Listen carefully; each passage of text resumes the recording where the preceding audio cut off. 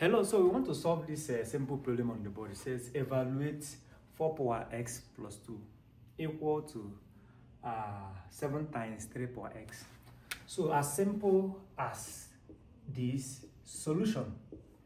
So if you have 4 power x plus 2 equal to 7 times 3 power x, this is the same thing as 4 power x times 4 power 2 in the basic law of indices.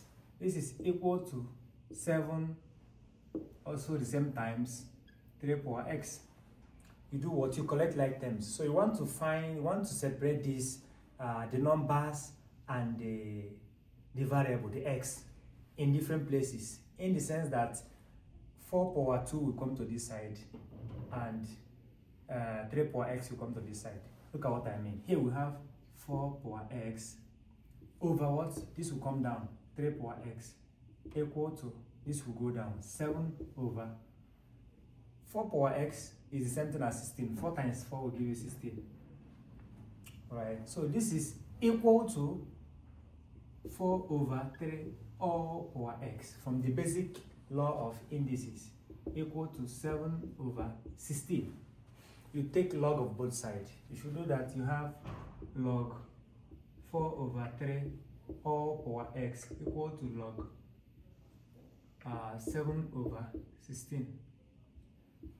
Right? And also from this basic law, if you have this can also come down to this place. Hence you have x log 4 over 3 equal to log 7 over 16. Right?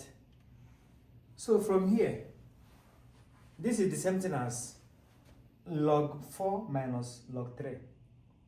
Right? So this is the same thing as log 4 over log 3. So here we have x log 4 minus log 3 equal to log 7 minus log 16. Right? Yeah. So let's continue from here. We want to do what? We want to make s the subject from this. So making s the subject means divide both sides with the coefficient of x. So the coefficient of x here is log 4 minus log 3.